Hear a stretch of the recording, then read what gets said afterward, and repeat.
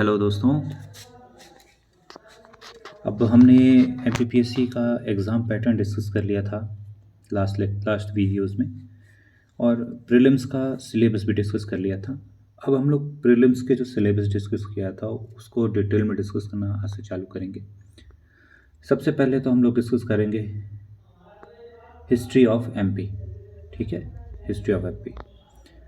Now history of MP discuss करने से पहले ये जान लेते हैं कि हिस्ट्री जो है बेसिकली कितने प्रकार की होती है। हिस्ट्री को बेसिकली 3 कैटेगरीज में डिवाइड किया गया है: pre history, proto history and historical period. Pre history वो पीरियड आता है हिस्ट्री का जिसका हमारे पास कोई रिटन रिकॉर्ड नहीं है। प्रोटो हिस्ट्री वो कैटेगरी है, वो पीरियड ऑफ हिस्ट्री उसमें हम लेते हैं जिसका हमारे पास रिटन रिकॉर्ड है, स्क्रिप्ट अवेलेबल है उस पर्टिकुलर पीरियड की, पर हम उसे डिकोड नहीं कर पाए हैं अभी तक। और थर्ड कैटेगरी है हिस्टोरिकल पीरियड। इसमें वो पीरियड आता है जिसके हिस्ट्री के विषय में हमारे पास रिटन रिकॉर्ड है। ठीक है, discussion about Gondwana land. Basically आपने सुना होगा और नहीं भी सुना होगा तो बता देता हूँ। एक ट्राइब्स होती है गोंड। तो एमपी को जो गोंडवाना लैंड कहा जाता है वो बेसिकली क्यों, क्योंकि ये इसके जो है मूल निवासी यहाँ के हैं गोंड। तो इस वजह से अपने एमपी का जो है नाम पड़ा गोंडवाना लैंड। ठीक है, पर गोंडवाना लैंड के पीछे एक और रीज़न है। गोंडवाना लैंड पढ़ने का एक और रीज़न है, मतलब ये एक और चीज़ इससे जुड़ी हुई है गोंडवाना से, जो मैं यहाँ पे डिस्कस करना चाहूँगा। ये मैंने नीचे लिख भी रखा है, southern part of super continent Pangaea. अब पेंजिया क्या है, और पेंजिया तो पेंजिया, फिर उसका सदर्न पार्ट क्या है, ये सुपर कॉन्टिनेंट टर्म क्या है। ठीक है, तो चलिए एक ब्रीफ डिस्कशन करते हैं। पहले हमारी धरती थी, पर ये 7 कॉन्टिनेंट्स ना होकर के सिर्फ एक कॉन्टिनेंट था। ठीक है, अब 7 कॉन्टिनेंट या जो आज की डेट में है वो ना होते हुए सिर्फ एक ही कॉन्टिनेंट था, इसलिए हम इस एक कॉन्टिनेंट को क्या कहते थे, सुपर कॉन्टिनेंट। ठीक है, सुपर कॉन्टिनेंट। और ये सुपर कॉन्टिनेंट का नाम क्या था, पेंजिया। ठीक है, तो दिस इज पेंजिया। अब ये जो आसपास में आपको ये दिख रहा है, ये एरिया, ये है समुद्र। तो एक लैंड मास था, एक समुद्र था, तो इस समुद्र को क्या कहा जाता था, पैथालासा। पैथालासा की स्पेलिंग देख लें आप लोग,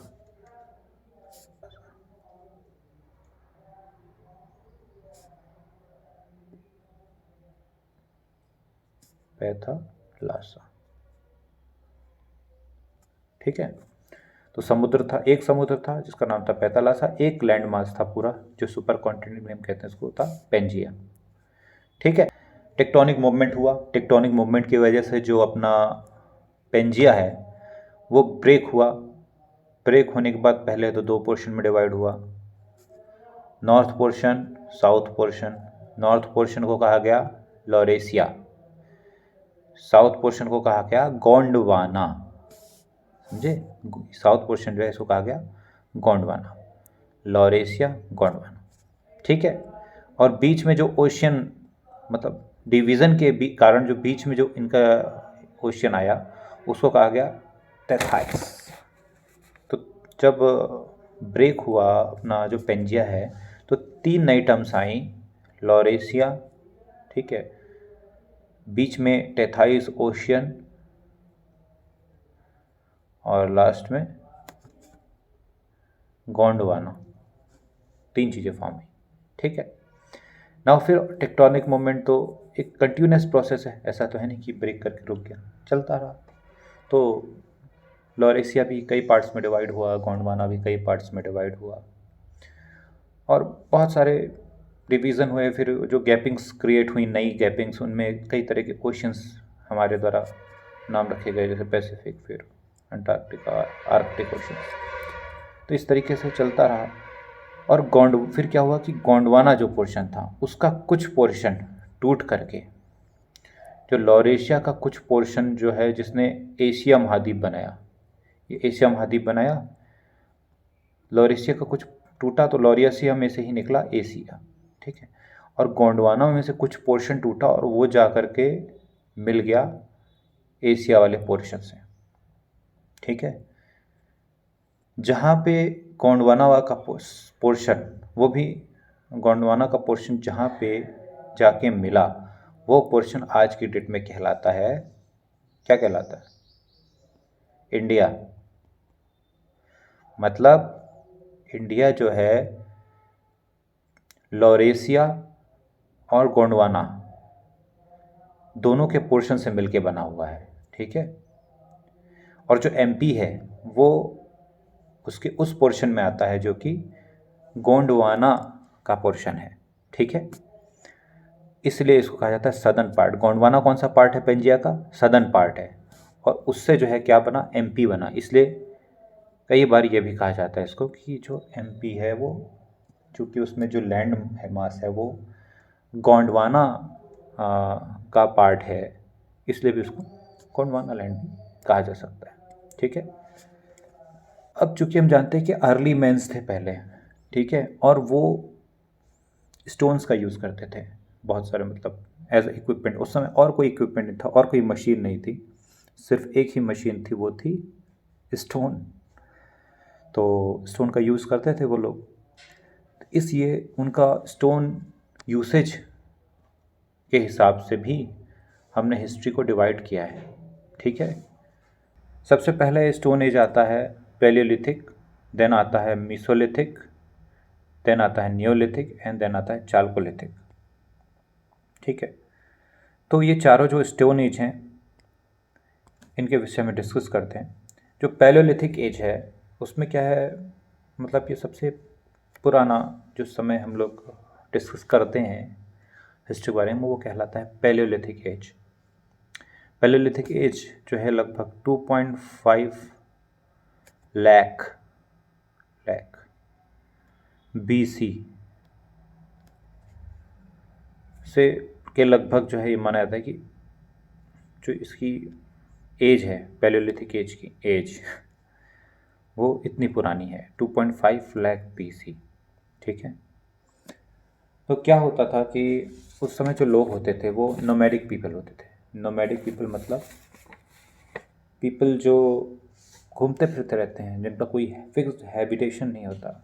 दे आर वांडरर्स, घूमना, खाना पीना, भागना कहीं। जैसे एक आप ऐसा समझ लीजिए कि पूरी धरती उस समय एक जंगल थी, और जिस तरीके से जंगल में जानवर घूमते फिरते रहते हैं, कोई एक ठिकाना नहीं होता फिक्स, बस आदमी भी पहले वैसे ही था, नोमैडिक पीपल।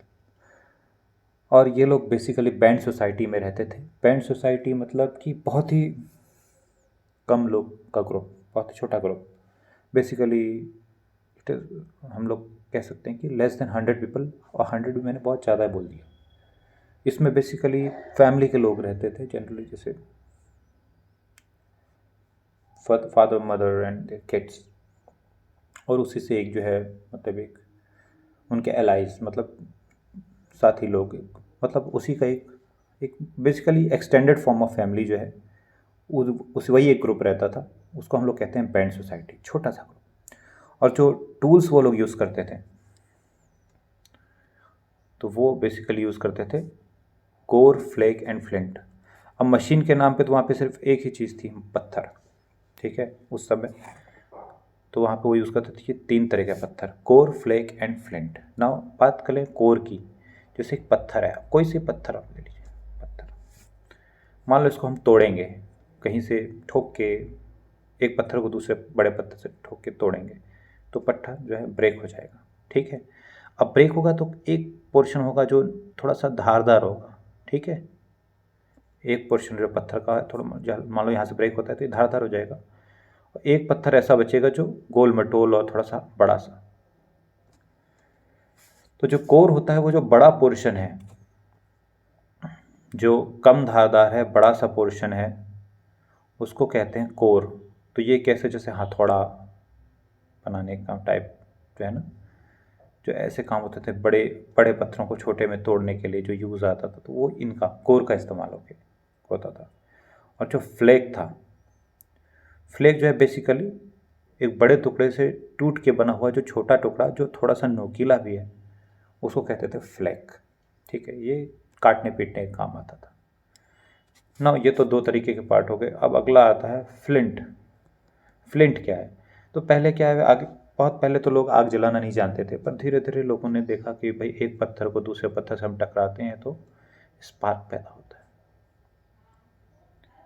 और ये जाना उन्होंने कि एक स्पेशल टाइप के पत्थर को ही जब हम एक दूसरे से टकराते हैं तो स्पार्क होता है। उस पर्टिकुलर पत्थर को कहा जाता था फ्लिंट। ठीक है, आगे बढ़ते हैं।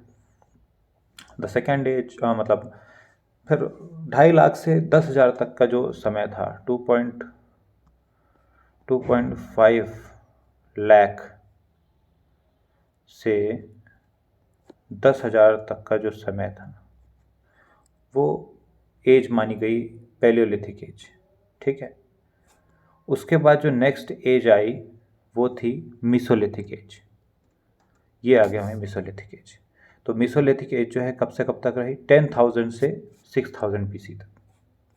ठीक है, मीसोलिथिक एज जो है रही 10,000 से 6,000। इसमें किस टाइप के लोग थे? वही लोग थे।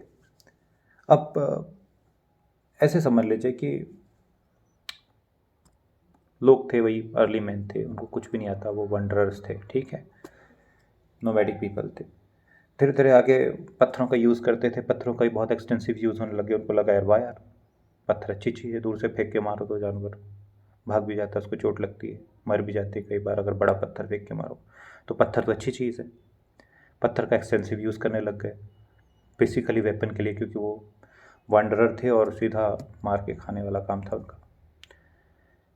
धीरे धीरे उन्होंने देखा कि यार भारी पत्थर को फेंक के मारो या उसका यूज़ जो है मतलब बहुत ज़्यादा एनर्जी की ज़रूरत पड़ती थी, उसको लेके भागा नहीं जा सकता था, उसको कैरी करने में बहुत थकान होती थी बड़े पत्थरों का, भारी पत्थरों का। तो बहुत मतलब अदर बेसिक काम थे, पर बेसिकली जो उनका जो काम था जो शिकार करने का था उसमें बहुत ही लेस यूज़फुल थे जो बड़े पत्थर थे, निशाना सही नहीं लगता था। फिर उन्होंने धीरे धीरे उसको दिमाग लगाया होगा, धीरे धीरे जो फ्लेक थे, फ्लेक का साइज़ धीरे धीरे उन्होंने उनको शार्प करना शुरू किया होगा। शार्प करते करते उन्होंने उसको छोटा शार्प करते हैं, कोई चीज़ को तो घिसती है, उसकी एज तो बन जाती है पर घिसती है। पेंसिल को शार्प करते हैं ना, तो पेंसिल तो शार्प नोक उसकी हो जाती है पर साइज़ छोटा जाता है। उसी तरीके से उन्होंने पत्थर को शार्प करना चालू किया, तो देखा कि उन्होंने पत्थर का साइज़ छोटा हुआ पर वो नुकीला हो गया, पॉइंटेड हो गया, बहुत अच्छा।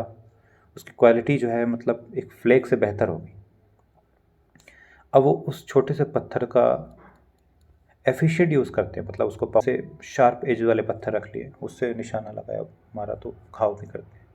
छोटे पत्थरों से जो है मतलब हाथ में पकड़ने में भी उनको जो है मतलब ईजी रहा। इसको किसी भी मतलब लकड़ी से, बोन से, एनिमल की बोन से मतलब बांध दिया तो ये एज एरो भी इस्तेमाल होने लग गया। तो धीरे धीरे उन्होंने जो है इस चीज़ को मतलब सीखा। ठीक है, और फिर किस चीज़ का यूज़ चालू हो गया? वो जो उन्होंने साइज़ घटाया हथियार मतलब पत्थरों के यूज़ का, उसको फिर कहा गया माइक्रोलिथ्स। उन्होंने 1 सेंटीमीटर से लेकर के 5 सेंटीमीटर तक के अब स्टोन टूल्स जो हैं यूज़ करना शुरू कर दिया। ठीक है, ये डेवलपमेंट हुआ पैलियोलिथिक से मेसोलिथिक में। एनिमल्स बोन्स पहले क्या खा के भी के फेंक देते थे, जो भी जानवर वगैरह जो भी नॉन मीट वगैरह खाया और उसको फेंक दिया। बाद में धीरे धीरे उन्होंने देखा कि नहीं यार ये जो बोन्स है दे आर वेरी यूज़फुल, बहुत मजबूत होती हैं और इनका यूज़ किया जा सकता है हथियार के तौर पे। बेसिकली सबसे यूज़फुल चीज़ वहाँ उस समय क्या थी? हथियार ही तो था। और धीरे धीरे उनकी सोच जो है, उन्होंने हॉर्टिकल्चर चालू कर दिया। हॉर्टिकल्चर मतलब basically a primitive type of cultivation उन्होंने चालू किया। हॉर्टिकल्चर उसको नहीं कहेंगे क्योंकि horticulture is basically scientific way of producing food crop, but उन्होंने क्या किया, एक प्रिमिटिव बहुत ही शुरुआती तौर पे जो है चीज़ों को बो करके उगाना शुरू किया। मतलब जैसे कुछ खाया पिया ऐसे उसके बीज निकले, उन्होंने फेंक दिया उसको, तो उससे मतलब कुछ पेड़ पौधे निकल आए होंगे। तो उनको समझ में नहीं आ रही है जो अपन खाते हैं उससे जो बीज निकलते हैं उस बीज को फेंक दो ऐसी जगह तो कुछ उससे वापस से उगाता है। इस तरीके से धीरे धीरे उन्होंने शुरुआत कर दी थी एक प्रिमिटिव कल्टीवेशन की। मिसोलिथिक एज में जब आए पीपल, इनका जो कंसंट्रेशन है या इनका जो हिस्टोरिकल हमारी आर्कियोलॉजिकल साइट्स जो मिलती हैं वो मिलती हैं हमको आदमगढ़ हिल्स होशंगाबाद में, मंदसौर में, उज्जैन में, सीहोर में, ठीक है, होशंगाबाद, खरगोन, छिंदवाड़ा, मंडला, शहडोल, रीवा, छतरपुर। आप इन पॉइंट्स को मार्क कर लीजिए या कहीं पे नोट आउट कर लीजिए। We will discuss these points in map. इस लेक्चर के एंड में हम जो भी प्लेसेस हम लोग डिस्कस कर रहे हैं, हम लोग उसको श्योरली डिस्कस करेंगे इन द मैप, ठीक है। उसके बाद धीरे धीरे जो है जो अर्ली मैन्स थे वो और डेवलप हुए। मतलब 10,000 से 6,000 BC तक का जो समय है वो मेसोलिथिक एज कंसीडर किया गया। उसके बाद न्यूलिथिक एज 6,000 के बाद से मानी गई, क्योंकि लोग जो है और डेवलप हो गए थे मेंटली रूप से और टेक्नोलॉजिकली, वो अपने डेवलप हो गए थे। उन्होंने जो है प्लांट्स का डोमेस्टिकेशन, एनिमल्स का डोमेस्टिकेशन चालू कर दिया था। मतलब उनको ये पता चल गया था भैया कि खेती बाड़ी ज़रूरी नहीं है हर समय हंटिंग करो, खेती बाड़ी जो है करके भी जो है बिना लड़ाई झगड़े के अपना सेफली अपन जो है जीवन यापन कर सकते हैं। और उन्होंने ये भी समझा कि सिर्फ जानवर को मारने से ही फ़ायदेमंद नहीं होता है, कई बार जानवर को अपना दोस्त बना लेना, उनको पाल लेना, उसका यूज़ भी किया जा सकता है। तो मतलब they become little smarter than the earlier peoples. तो न्योलिथिक एज मतलब ये आपको एक ऐसा जर्नी दिखा रहा है कि कैसे एज टाइम बाय टाइम जैसे आगे बढ़ता गया और लोग जो है धीरे धीरे उन्होंने खुद की गलतियों से सीखना चालू किया, ठीक है।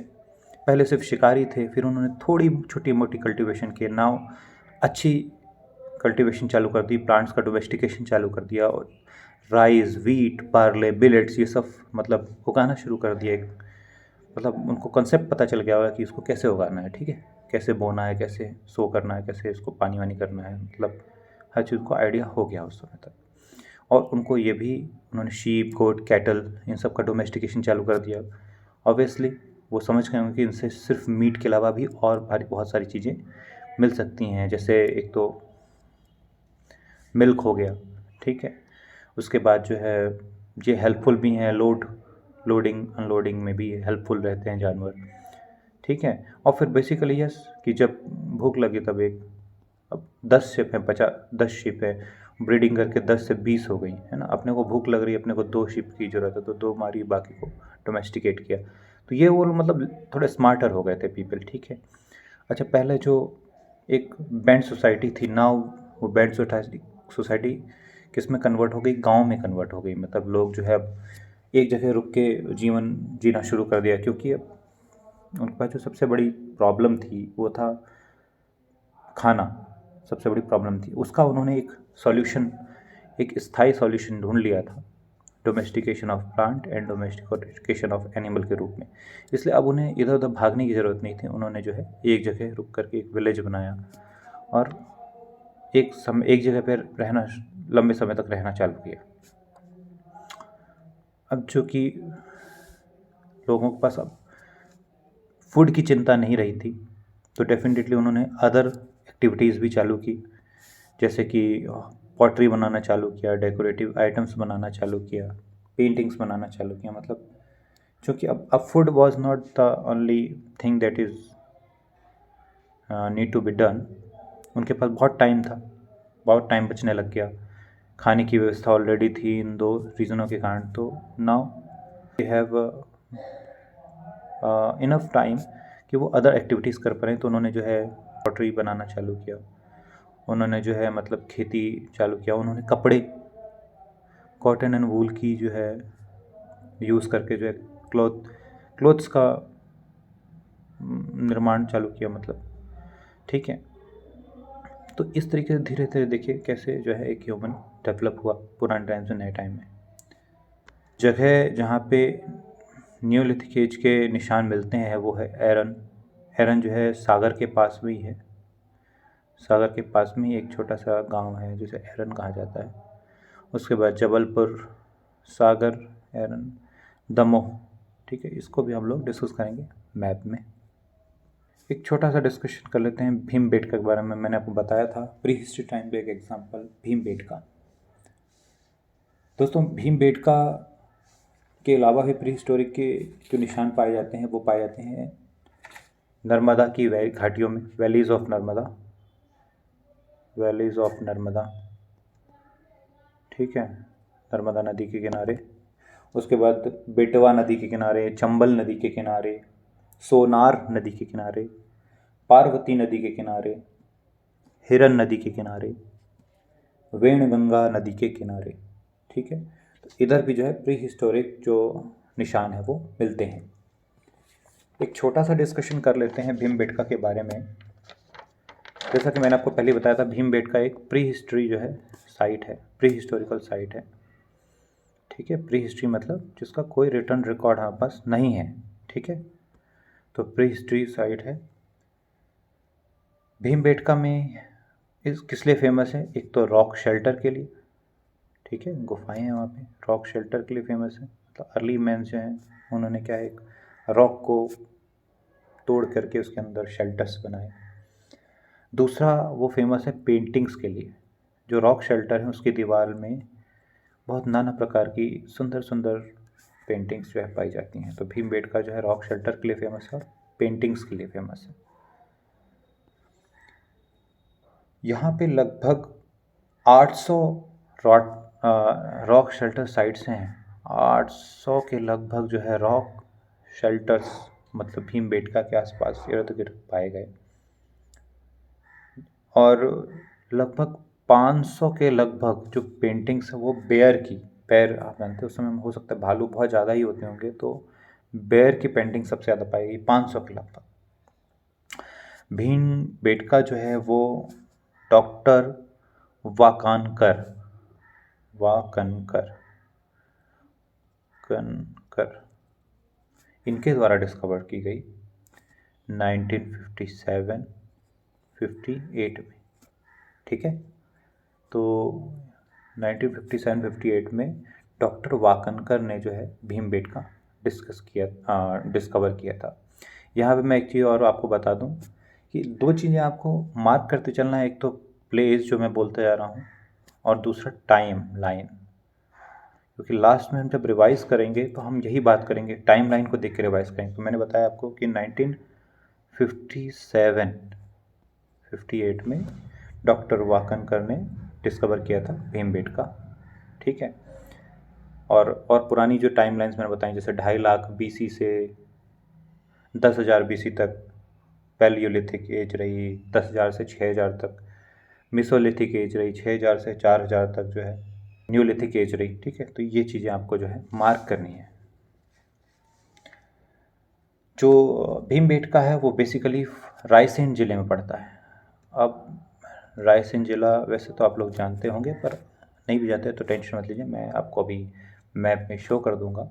ये 40 किलोमीटर है भोपाल से 40 किलोमीटर दूर है रायसेन ज़िला, लगभग भोपाल के आसपास की लोकेशन है। रायसेन में भी अगर स्पेसिफिकली बात करें तो ये एक रातापानी वाइल्ड लाइफ सेंचुरी है। रायसेन में एक रातापानी वाइल्ड लाइफ सेंचुरी है, जो कि इनमें अब्दुल्लागंज के टाउन के आसपास में है। उसमें ये रॉक्स पाए जाते हैं, मतलब भीमबेटका रॉक जो है या ये रॉक शेल्टर्स जो है पाए गए थे। इसकी एक इम्पॉर्टेंट बात जो है मैं आपको बता दूं कि 2003 में भीमबेटका को वर्ल्ड हेरिटेज डिक्लेयर कर दिया गया था। मीन्स बेटका जो है हमारा वर्ल्ड हेरिटेज है, ठीक है। मतलब बहुत ही इम्पोर्टेंट है भाई। एज जो इम्पोर्टेंट है, जो हर जगह डिस्कस होती है, वो है चालकोलिथिक एज, चालकोलिथिक।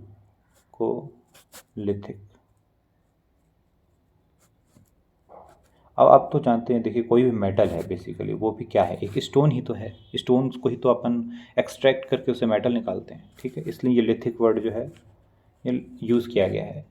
चालको मीन्स होता है कॉपर। तो ये भी एज बहुत इम्पॉर्टेंट है। ये जस्ट जब न्यूलिथिक एज का सब पोर्शन कह लें या उसके बाद का पोर्शन कह लें, ये हुआ हमारा चालू लगभग 4000 BC से 1200 BC तक का जो पीरियड है, टाइम पीरियड है, वो चालकोलिथिक एज कहलाया। ठीक है, BC, ये ध्यान करें BC, ये भी है BC। चालकोलिथिक के कुछ इंपॉर्टेंट पॉइंट्स मैं थोड़ा क्विकली डिस्कस कर लूँ। इस समय जो है, जैसा कि मैंने बताया कि कॉपर मेटल डिस्कस हो गया था, और कॉपर मेटल जो है ज़्यादा टेंसाइल रहता है, ज़्यादा स्ट्रॉन्ग रहता है कंपेयर टू ब्रुटल रॉक्स। तो ऑब्वियसली मतलब बहुत यूज़फुल, मेटल का डिस्कवरी हो गई तो बहुत ही यूज़फुल रहा उनके लिए, और उसका एक एक्सटेंसिव यूज़ होने लग गया, इसलिए इस एज को कहा गया चालकोलिथिक एज। इसके जो निशान हैं वो मिलते हैं नर्मदा वैली के आसपास, चंबल नदी के आसपास, valleys of Chambal, near valleys of बेटवा। प्रमुख स्थान जहाँ ये पाए जाते हैं वो हैं जबलपुर, उसके बाद जो है बालाघाट, ठीक है, उसके बाद कायथा जो कि उज्जैन के पास में एक जगह है, एरन मैंने बताया जैसा कि सागर के पास में एक जगह है, महेश्वर जो कि खरगोन जिले में एक जगह है, नागदा जो कि उज्जैन जिले का एक तहसील है, नावदा तोली जो कि खरगोन जिले के पास में है, खरगोन जिले में ही है। तो ये सब जो है प्रमुख एरियाज़ हैं जहाँ पे चालकोलिथिक एज के निशान मिले, वहाँ के जो भी स्क्रिप्ट्स या जो भी आर्कोलॉजिकल आइटम्स हैं वो मिले। ठीक है ना, अभी तक अपन ने जो डिस्कस किया वो है प्री हिस्ट्री पीरियड के प्लेसेस, उसके बाद पैलियोलिथिक, मीसोलिथिक, नियोलिथिक, ठीक है, और चालकोलिथिक एज के पीरियड्स अपन ने डिस्कस किए, जिसमें अपन ने कुल मिला के ये चीज़ें डिस्कस की। Narmada, Betwa, Chambal, Sonar, Parvati, what are these are river, Hiran, these are river, Hiran, Wainganga, ये सब नदियां हैं। ठीक है, और जो रेस्ट है, रेस्ट आर प्लेसेस, ये रेस्ट जो है प्लेसेस है। तो इनको आइए देखते हैं मैप्स में। सबसे पहले नर्मदा, अब ये पोर्शन आप देखिए, ये नर्मदा रिवर अपनी, ठीक है, ये निकली है कहाँ से, अनूपपुर से निकली है अपनी नर्मदा रिवर। ठीक है, उसके बाद दूसरा क्या था, बेटवा, बेटवा नदी, ये आपको देखिए बेटवा नदी, ये बेटवा नदी दिख रही है, दिस इज बेटवा नदी। अब आप अगर गौर करेंगे तो ये बेटवा नदी जो है यमुना की ट्रिब्यूटरी है। ठीक है, तो जो बेटवा नदी है वो क्या है, वो यमुना की ट्रिब्यूटरी है, ये यमुना नदी है, यहाँ से ये ट्रिब्यूटरी निकली जिसको कहा गया बेटवा। उसके बाद अगला क्या है, चंबल नदी, चंबल नदी देख लेते हैं, पहले नदियाँ देख लेते हैं उसके बाद लोकेशंस देख लेंगे। ये देखिए चंबल नदी, चंबल नदी भी आपको बता दूं, दिस इज व्हाट, चंबल नदी भी ट्रिब्यूटरी ऑफ यमुना है। ठीक है, आप देखिए उसको, जो यमुना है उसी की एक ट्रिब्यूटरी है, वो है चंबल, देखिए। ठीक है, उसके बाद सोनार नदी जो है इधर आपको दिखेगी, ये भी बेसिकली जो है यमुना नदी की ही ट्रिब्यूटरी है। सोनार नदी जो है वो भी यमुना नदी की ही ट्रिब्यूटरी, ये आ गई सोनार नदी।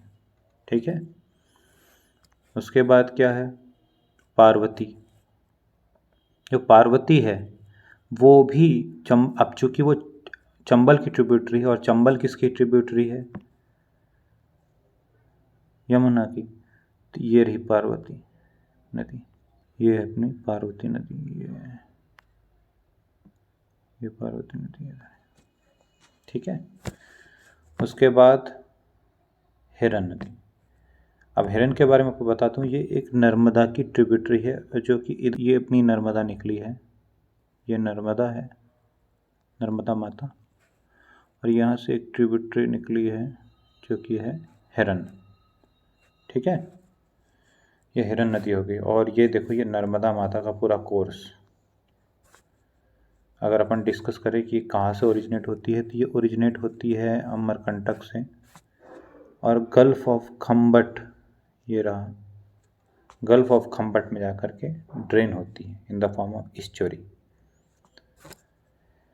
अगला जो है हमारा वेनगंगा। वेनगंगा के बारे में जान लें।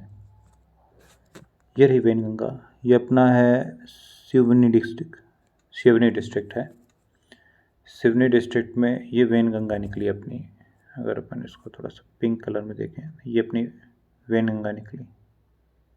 ठीक है, भंडारा होते हैं मतलब ये महाराष्ट्र की तरफ बही है। ओरिजिन इसका जो है वेनगंगा का सिवनी से हुआ है, और वहाँ से बह करके निकली है, और कहाँ, महाराष्ट्र की तरफ बही है भंडारा होते हुए। ठीक है, ये वेनगंगा नदी हो गई। बालाघाट भी गई है इसका पोर्शन। ठीक है, तो ये वेनगंगा हो गया। उसके बाद भीमबेटका। अब अपन बात कर लेते हैं भीमबेटका कहाँ पे मैंने बताया था आपको, रायसेन डिस्ट्रिक्ट में। ठीक है, और आदमगढ़ हिल जो है, ये भी जो है हिस्टोरिकल इम्पोर्टेंट है। किसके लिए इम्पोर्टेंट है ये आदमगढ़ हिल? मेसोलिथिक के लिए। ठीक है, भीमबेटका प्री हिस्टोरिक पीरियड के लिए फेमस है आदमगढ़। उसके बाद मंदसौर, उज्जैन, सीहोर, होशंगाबाद ऑलरेडी इसमें का हो गया।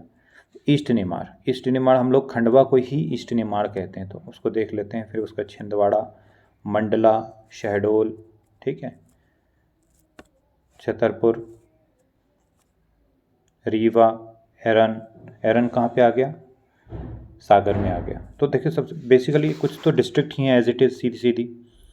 जैसे भीमबेटका जो है वो आ गया रायसेन में, आदमगढ़ हिल्स आ गया होशंगाबाद में, फिर उसके बाद मंदसौर, उज्जैन, सीहोर, होशंगाबाद, खंडवा, छिंदवाड़ा, मंडला, शहडोल, रीवा, छतरपुर, ये सब तो डिस्ट्रिक्ट ही हो गए। एरन आ गया सागर में, जबलपुर, सागर, एरन अगेन, दमोह, बालाघाट, कायथा आ गया उज्जैन में, महेश्वर आ गया खरगोन, ठीक है, नागदा आ गया उज्जैन में, नावदा टोली आ गया खरगोन में। देख सकते हैं कि ये रामनसौर, हरदा और ये होशंगाबाद मार्क किया है। ठीक है, भीमबेटका रायसेन, उज्जैन कायथा और क्या है यहाँ पे, नागदा, ठीक है, खरगोन में क्या था, नावदातोली और महेश्वर। खंडवा क्या कहलाता है, ईस्ट निमाड़ कहलाता है। ठीक है, छिंदवाड़ा ये रहा होशंगाबाद के जस्ट पास। सिवनी, जहाँ से वेनगंगा अपनी बहना चालू हुई है, वेनगंगा सिवनी से बालाघाट होते वेनगंगा गई है। ठीक है, उसके बाद और क्या, शहडोल की बात कर लें, रीवा, ये रहा रीवा के बाद ये रहा शहडोल। ठीक है, ये है अनूपपुर, जहाँ से नर्मदा ओरिजिनेट हुई है, अमरकंटक अनूपपुर में आता है। मंडला बालाघाट के जस्ट पास, मंडला भी अपने हैं, वहाँ पे हिस्टोरिकल साइट है मंडला, मेसोलिथिक एज की, तो मंडला यहाँ पे आ गया। ठीक है, और क्या, सीहोर की अगर बात करें तो भोपाल के, रायसेन आपको बताया मैंने, ये रहा रायसेन, है ना, ये भोपाल है, भोपाल से जुड़ा हुआ रायसेन। और सीहोर भी जो है वो भोपाल से जुड़ा ही हुआ है, ये रहा सीहोर। ठीक है, कौन सा रह गया पोर्शन, सागर, ये रहा सागर।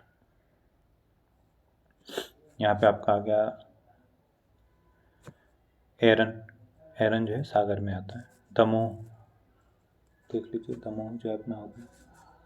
ठीक है, देवास की बात कर लें, देवास ये रहा, सीहोर के बाद देवास। तो ये सारी चीज़ें आप चाहें तो मैं इसको मैप को स्क्रीनशॉट ले लें और एक बार इसको अच्छे से देख लें कौन सी चीज़ कहाँ पे है, बहुत ही इम्पोर्टेंट है। तो लेक्चर अभी ख़त्म नहीं हुआ है, it is to be continued. मिलते हैं नेक्स्ट पोर्शन लेके इसी लेक्चर का, तब तक के लिए थैंक यू वेरी मच। इस वीडियो को अगर अच्छा लगा हो तो लाइक ज़रूर करें, सब्सक्राइब करें, शेयर करें। तब तक के लिए जय हिंद, जय भारत।